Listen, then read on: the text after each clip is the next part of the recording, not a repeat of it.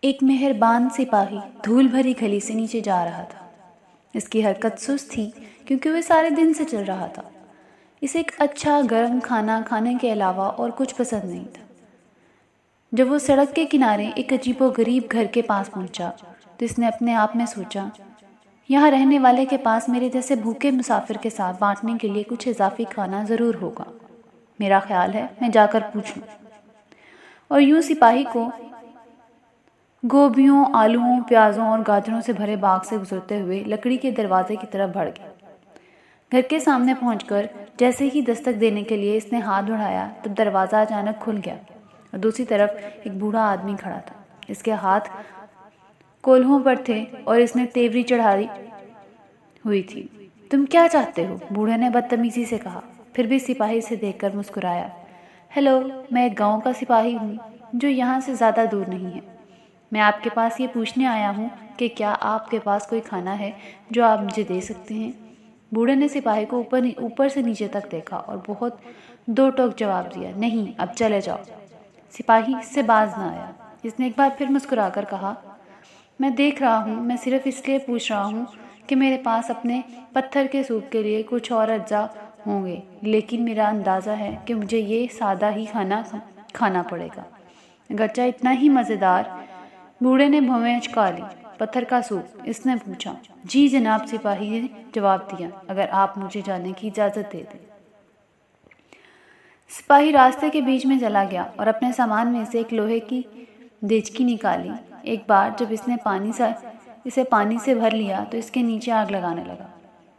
پھر بڑے اہتمام کے ساتھ اس نے ریشم کے تھیلے سے ایک عام سا نظر آنے والا پتھر نکالا اور آہستہ سے اسے پانی میں گرا دیا۔ بوڑھا حیرانی سے اپنی کھڑکی سے یہ سب دیکھ رہا تھا۔ پتھر کا سوپ؟ اس نے خود سے پوچھا۔ یقیناً ایسی کوئی چیز نہیں ہے۔ اور تھوڑی دیر بعد سپاہی کو ایک چھوٹی سی چھڑی سے پانی ہلاتے دیکھ کر بوڑھا آدمی باہر نکلا اور سپاہی سے پوچھا، تم کیا کر رہے ہو؟ سپاہی نے اپنے برتن سے نکلنے والی بھاپ کی سونگھ لی اور اپنے ہونٹوں کو چاٹتے ہوئے کہا، مجھے تو پتھر کے سوپ سے زیادہ کوئی چیز پسند نہیں ہے۔ اس نے پھر بوڑھے کی طرف دیکھا اور کہا، یقیناً تھوڑے سے نمک اور کالی مرچ کے ساتھ پتھر کے سوپ سے کم ہی چیزیں بہتر ہیں۔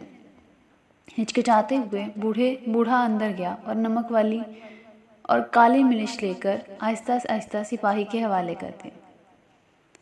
بالکل، سپاہی نے پکارا۔ جب اس نے انہیں بہترین برتن میں چھڑک دیا، اس نے ایک بار پھر بوڑھے آدمی کی طرف دیکھنے سے پہلے اسے ہلایا، لیکن آپ جانتے ہیں، میں نے ایک بار گوبھی کے ساتھ پتھر کے اس حیرت انگیز سوپ کا مزہ چکھا تھا۔ اس کے بعد بوڑھا آدمی اپنے گوبھی کے پودوں کے پاس پہنچا اور سب سے پکی ہوئی گوبھی اٹھا کر سپاہی کو دے دی۔ اوہ، کتنی شاندار ہے، سپاہی نے گوبھی کو کاٹ کر برتن میں ڈالتے ہوئے کہا۔ اس نے برتن میں ایک گہری سونگھ لی اور بوڑھے سے کہا، تم جانتے ہو، یہ چند گاجروں کے ساتھ بادشاہ کے لیے سوپ ہوگا۔ بوڑھے نے سوچتے ہوئے کہا، مجھے لگتا ہے میں کچھ گاجر لا سکتا ہوں۔ اور وہ گاجروں کے پاس گیا اور مٹھی بھر توڑ لایا۔ جب اسے گاجریں پیش کی گئیں تو سپاہی بہت خوش ہوا۔ اس نے انہیں کاٹ کر ایک بار پھر برتن کو ہلایا اور یوں چلتا رہا۔ بوڑھا آدمی برتن کی خوشبو سے خوش ہونے لگا۔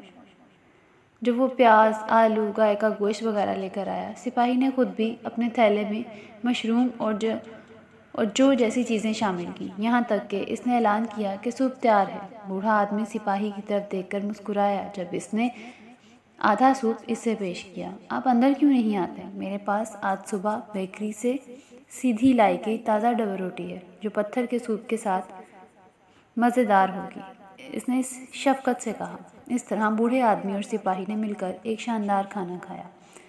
سپاہی نے اپنے تھیلے سے دودھ کا ایک ڈبہ نکالا اور وہ بھی شیئر کیا۔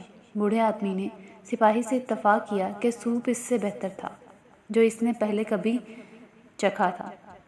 یہ اس وقت تک نہیں ہوا تھا جب تک کہ سپاہی نے اسے ریشم کا تھیلا نہیں دیا تھا جس میں وہ پتھر تھا۔ بوڑھے کو حقیقت معلوم ہو گئی، یہ وہ پتھر کبھی نہیں تھا جس نے مزیدار سوپ بنایا ہو، بلکہ مل کر کام کرنے اور فراخ دلی سے اور وہ اور سپاہی دونوں ایک ساتھ لذیذ کھانا بنانے میں کامیاب ہو گئے تھے جسے وہ اپنے درمیان شیئر کر سکتے تھے۔